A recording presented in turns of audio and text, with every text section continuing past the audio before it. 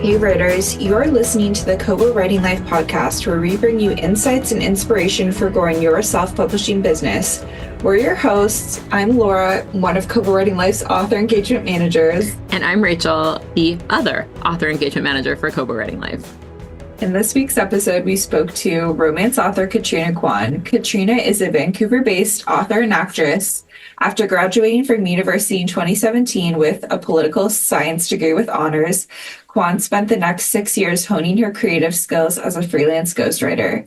With several ghostwritten romance novels under her belt, she's ecstatic to finally be working under her own name. We had such a delightful and charming conversation with Katrina. We really talked about the transition from ghostwriting into writing books under her own name and what it was like finding her voice or letting go of the voices that she inhabited before. We also talked a lot about her publishing journey, and then she told us all about her upcoming release, Knives, Seasoning, and a Dash of Love, and what inspired her to write this kitchen-themed or kitchen-based love story, I should say.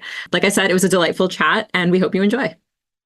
Hi, everyone. We're here today with Katrina Kwan. Katrina, can you start by telling our listeners a little bit about yourself? Yeah, for sure. First of all, thank you for having me. My name is Katrina Kwan. I am a Vancouver-based romance and fantasy author. I spent the last 6 years as a professional ghostwriter, and I'm finally releasing books under my own name. And I believe the one we're talking about, I have two coming out this year, so sometimes it's a little confusing. But the one we're talking about today is called Knives, Seasoning, and a Dash of Love. And it's a contemporary rom-com about two very spicy chefs. And it's a lot of fun. We're definitely going to get into Knives, Seasoning, and a Dash of Love, and also lightly touch on your other works. But let's take it back to the beginning. How did you get started in this wild world of writing? Yeah, for sure. So I was fresh out of college and I was actually working at a bank, and I'm like, this is the safe route. I have a 9 to 5 and it's corporate and it's supposed to be what you're supposed to do, get a good job and you're kind of on that trajectory. But after a year there, I realized I wasn't feeling very fulfilled. I've always been sort of the creative type. I want to express myself in different ways. And I've always loved writing, but I didn't really know how to get into it professionally. So I just happened to be like Googling at my cubicle, which, on hours, don't tell anyone, that's time theft or whatever. But I wound up on this freelance board site that was looking for article writers. And I happened to stumble upon a job where the client was looking for someone to write mommy blogs, just these like listicles of like, top 10 things for the busy mom to do at home. And I was like, oh, I could do that, right? I could slap together something and get paid a quarter of a cent per word for it. The problem was that I didn't have a portfolio at all. So I decided to fake it until I made it. And I produced my own articles and said they were published. Don't tell anyone. And I presented it to the client, and a week later they were like, yep, we'll hire you. Here's your first assignment. And so initially I started as an article writer, writing maybe 2 articles a week for just pocket change, honestly.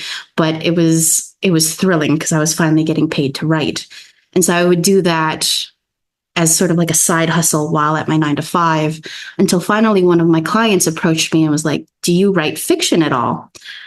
And I was like, of course I do. Yeah. What kind of fiction are you talking about? And she was basically like, well, we're looking for a romance ghostwriter. Is that something that might interest you? And I'm like, of course, because I've always wanted to write. The question was, could I do it? So they gave me a trial run of like this little novella that they wanted me to write. They gave me the tropes they wanted, the basic overarching storyline, and all I had to do was put the words together. And by the end of it, I had a finished product that I could return to them. And they were, I guess, impressed, because next thing I know, I was working for them for the next 6 years, writing romance book after romance book. And that's how I kind of got my start. Wow, what a story. That's really cool that's how you ended up in ghostwriting. Did you ever have a point where you were like, what have I gotten myself into, when they all of a sudden gave you like the romance novella to write? Were you a little worried at first? Oh, absolutely. Because there was a lot of, they were they made sure that it was very clear about like, this is the steamy, spicy stuff. And I do like romance, but up until that point, I hadn't really read a whole lot. So I bought a bunch of books, you know, get used to the lingo, try to avoid the, you know, the kind of cheesy innuendos. I thought going in, I definitely thought there was that expectation of being incredibly cheesy, but it was just a matter of doing my research, and practice makes perfect. And eventually I got to writing a book a month for them.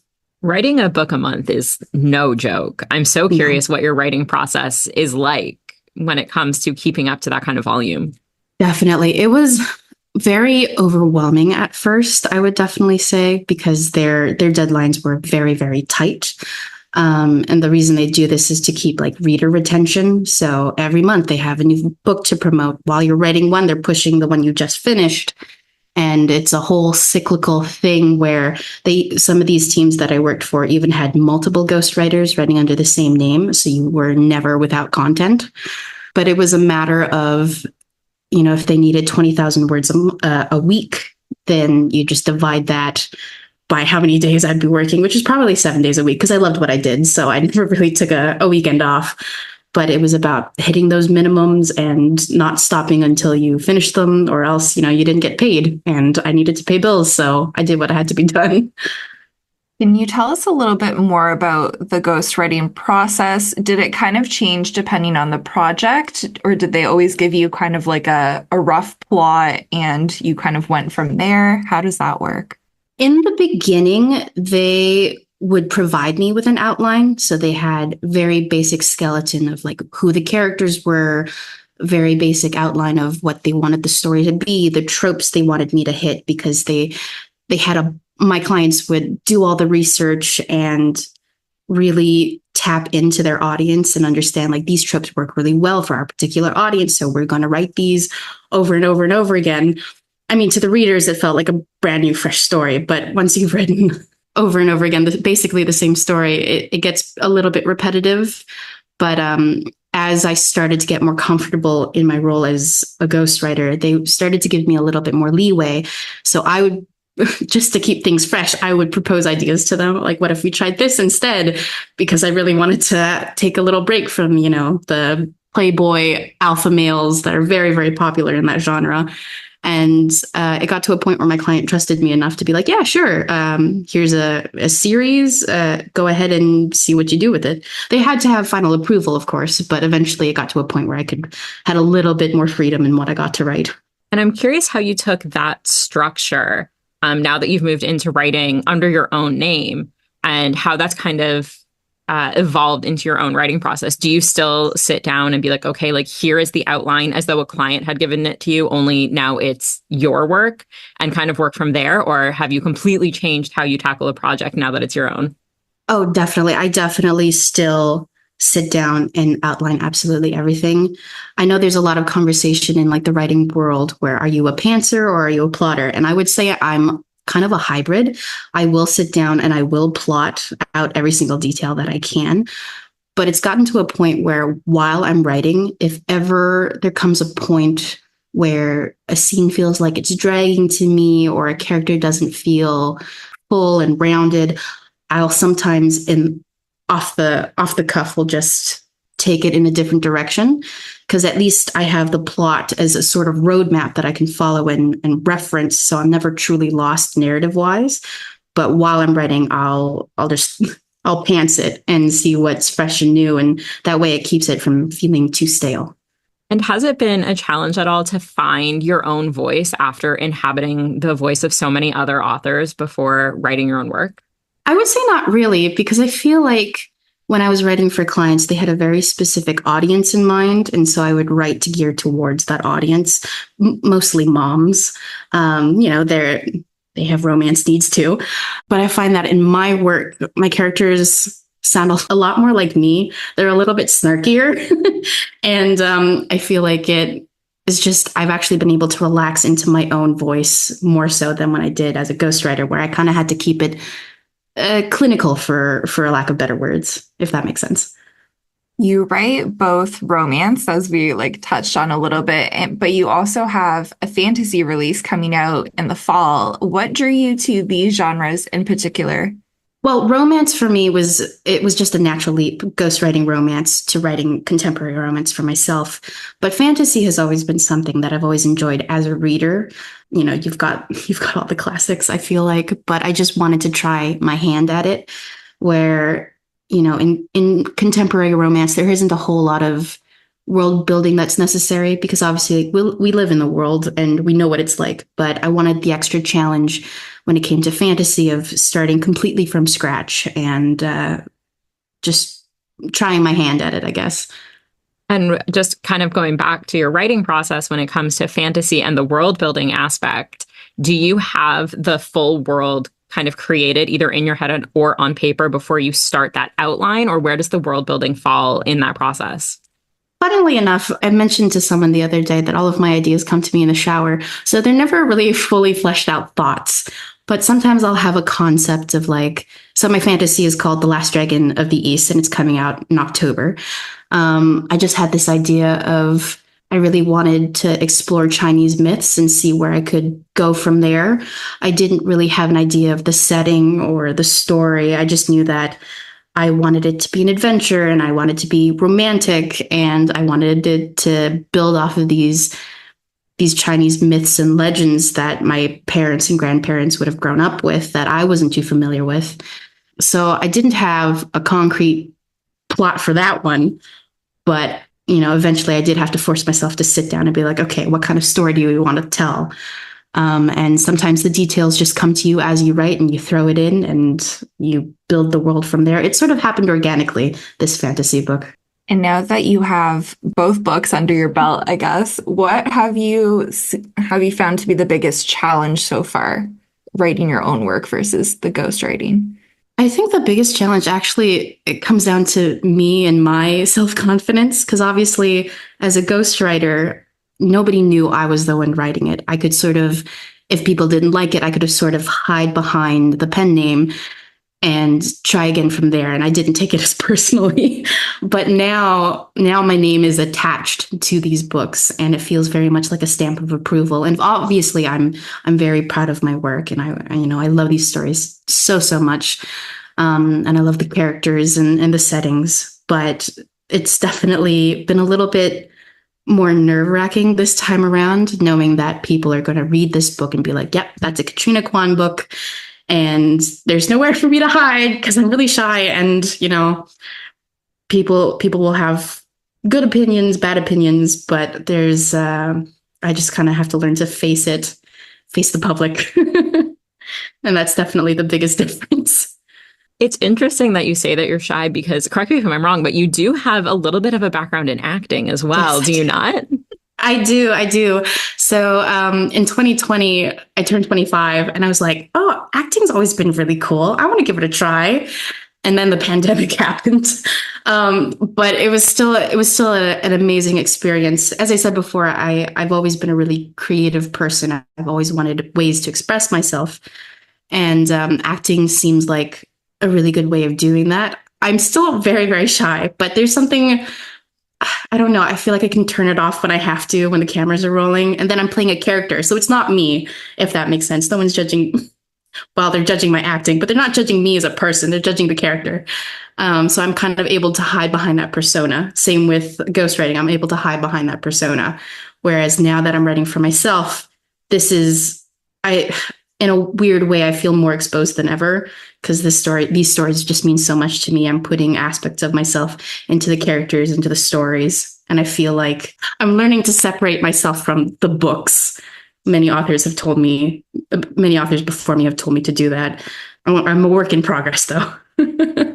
I think that makes a lot of sense. And I'm really curious what you've learned from acting and what you've been able to bring from your experience in that world to your writing. I imagine being surrounded by screenplays, which are so dialogue focused, has been really helpful in kind of honing that skill. Yeah, absolutely. I wrote an article not too long ago about it, but I have a handful of screenwriter friends that I've kind of been picking their brains. in the screenwriting world, the general rule of thumb is that 1 page of a script is equal to one minute of screen time. And so if your average movie is an hour and a half, you've got 90 pages to work with, which is significantly shorter than your average novel.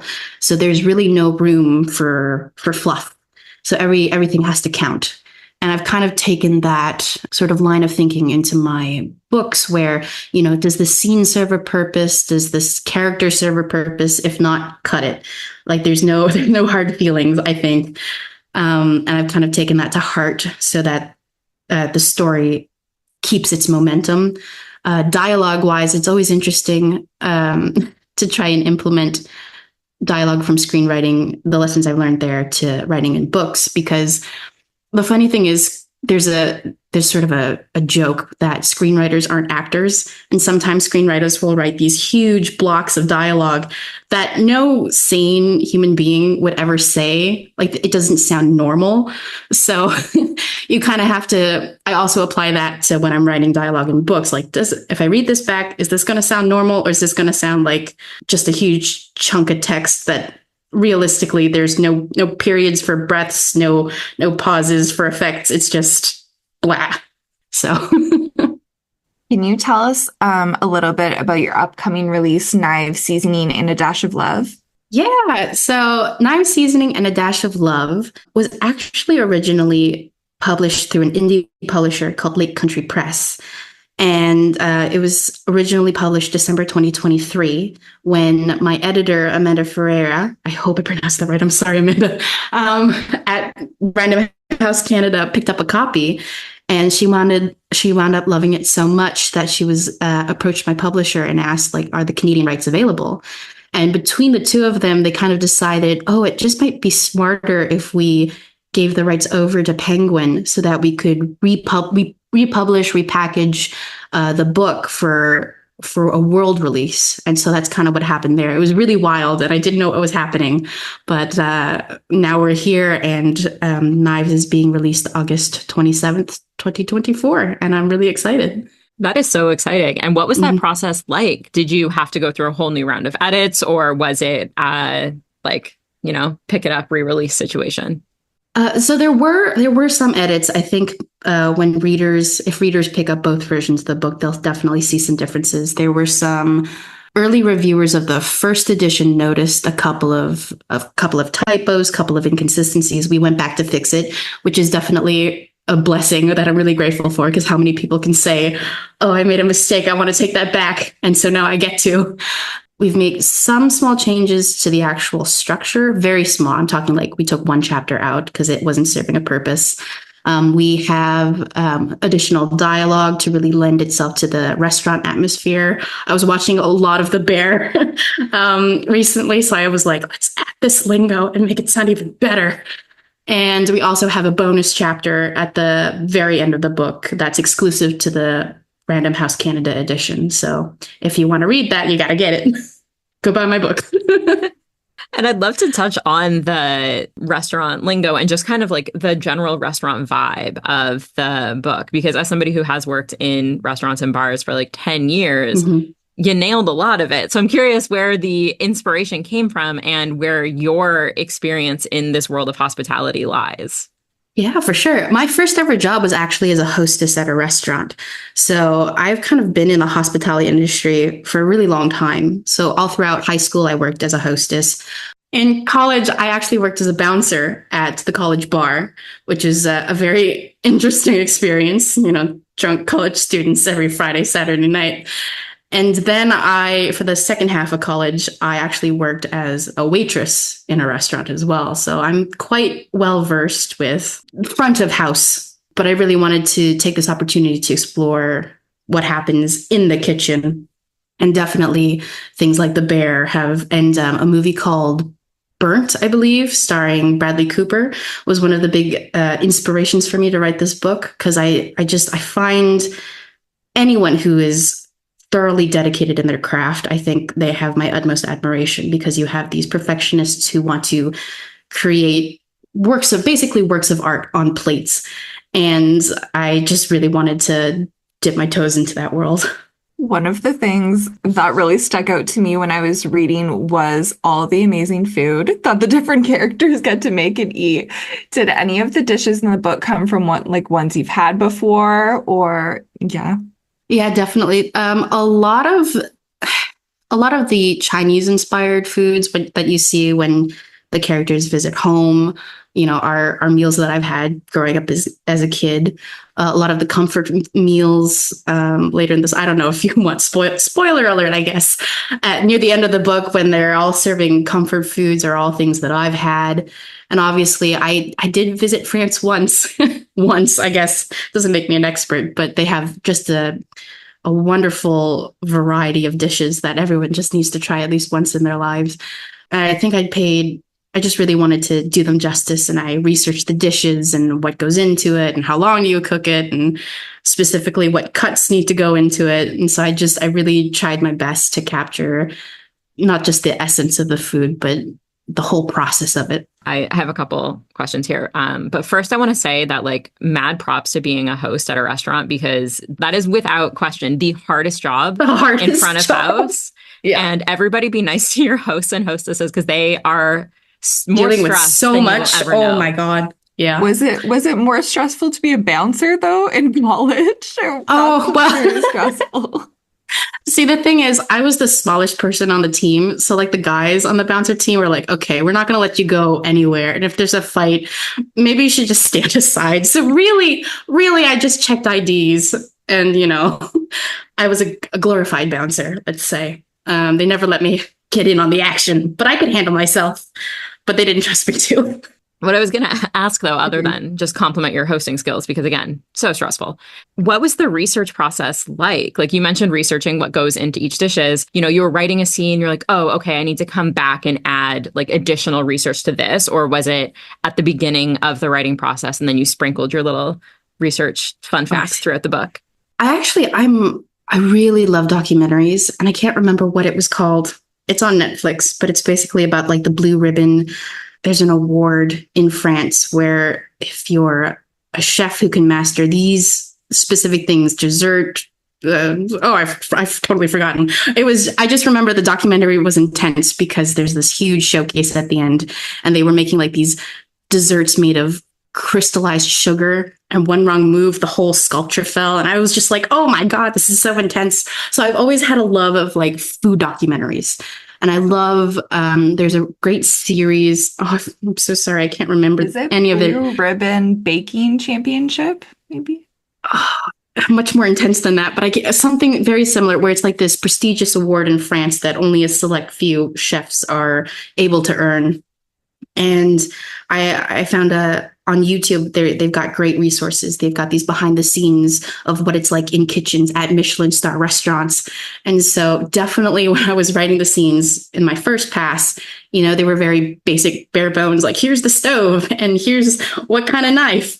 But after I watch these documentaries and I listen to these interviews with Michelin star chefs, I'll pick up lingo here and there, or they'll talk about their process of specifically what kind of knife and how they sharpen it and what kinds of cuts and how they cut their carrots and what have you. There's a difference between just regular home cut onions and Michelin so thin that the onions are see-through kinds of cuts. And so I would go back into the manuscript and add these tiny little details, these little bits of conversations that I overheard to give it a little bit more authenticity. Now, just reading the book and listening to you talk, it's obvious that you really love food. Oh, yeah. Same. So before I bring us, or Laura will bring us back on track, I'm going to take a little turn left and ask, what is the best dish you have ever eaten? I know this has nothing to do with books or writing, but I'm so curious. Oh, I love food too much to just pick one. I feel like I'm leaning towards anything from Hong Kong, Hong Kong char siu pork over steamed rice, or they have these stone bowls where they put rice in them and then the stone bowls are heated so that the bottom of the rice is all nice and crispy. Chef's kiss. That sounds amazing. Yeah. Comfort food, 100%. So like Rachel said, a bit of a turn back towards the book. So beyond the romance in the novel, there's also a lot of family dynamics going on. How do you balance those more emotional plots with the kind of lightheartedness and the banter that you touched on before? An interesting question. I don't know how I did it. It just felt, sorry, that's a non-answer. It just felt sort of natural because obviously you don't want it too serious all the time. This is still a rom-com. I feel like if anyone's ever worked in a kitchen or worked in a restaurant or just at home, really, people know that the kitchen is sort of central to where everything's happening, even at home. You know, you cook meals with your family. Really, the big theme here is how food brings everyone together, regardless of your culture or your background. And so it was really easy for me to have sort of those dynamics, those playful dynamics of, yes, they're doing a job, but they're also their own unit, their own family unit in a way. And so, yeah, I don't really know how to answer that question because it was a blur. I don't know. Well, it worked. Yay. There was definitely good balance for sure. And I think part of it too is like you mentioned that family unit and all those different like side characters that make up the restaurant kind of add levity to it as well. Mhm. One thing I wanted to kind of touch on when it comes to the plot and the character arcs in this book is, and I hope this isn't too spoilery, I don't think it is, but Shang/Alexander coming to embrace his given name. And I'm curious what it was like writing this for you and kind of like why you wanted to highlight this plot point. A very good question. Honestly, well, my name is Katrina. That's the only name I've ever had, ever used, ever had. I do have a Chinese name. But my parents, when I was growing up, they were very adamant on making sure that I spoke English first, that I used my English name first, because I grew up in Canada. I should assimilate, for a lack of better words, to blend in. And so a part of me has always been a little bit, not jealous, but maybe a little bit wistful of a time of maybe what would have happened to me if I had embraced this part of my culture. And I guess I just wanted to explore that through Alexander. You know, it's not that uncommon for Asian Americans, Asian Canadians to choose an anglicized name. And I think even without that whole debacle of choosing what name to use, you still have these. I certainly experienced some microaggressions when I worked back in a restaurant. And so I guess I really just wanted to explore that for my sake through Alexander and his storyline. And just, I think it added a little bit of, that's what I was talking about before, about putting a little bit of myself into my characters. And that's why I feel a little bit nervous to put that story out there because I don't know how people are going to take it. Some early readers have said, you know, this made me feel so seen because I've been through it too. And there are some people who just won't understand what it means to have two names and to embrace one identity for this over the sake of the other. You touched a little bit on this, but why was it important for you to have Alexander, who's a character of color in your novel? Can you expand on this a little bit? I think, again, it was sort of me just exploring ideas through him where a lot of, well, personally for me, I've always felt the pressure to do my absolute best or be the best. I definitely grew up in an environment where I was told, you know, you have to work twice as hard for half the recognition. And I feel like that's something that definitely informed Alexander's character, where, you know, he's in this environment of French cuisine, even though he comes from a Chinese background. You know, there are definitely going to be people who doubt his capabilities just because of the way he looks or question his right to engage in a culinary art that doesn't necessarily quote unquote belong to him. And so I just wanted to, I guess, just explore that through him.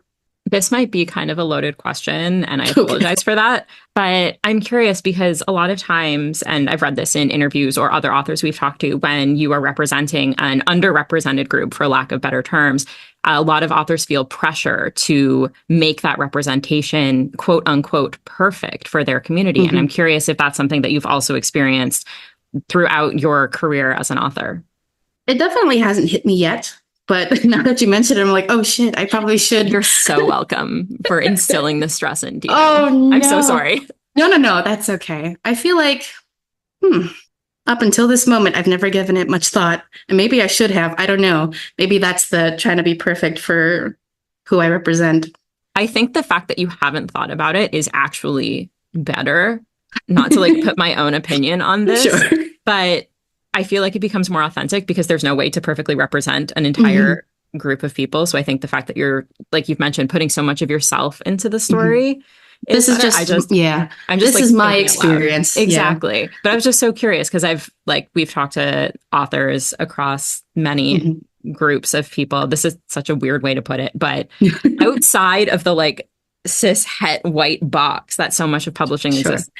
And it's varying experience of people feeling like, oh, I need to represent everybody who like lives like me, looks like me, loves like me.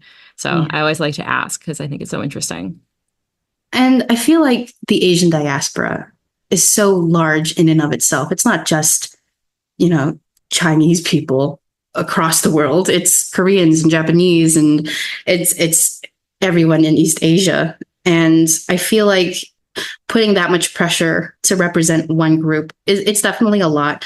But I feel like our lived experiences are still similar enough where as long as I am capable of sharing what I've experienced through my characters, kind of capturing that snapshot, it should, in many aspects, be able to help people. At least it's relatable in many ways. It doesn't have to be a one for one, but I think definitely, hopefully I've written it in a way where everyone can feel a little bit seen.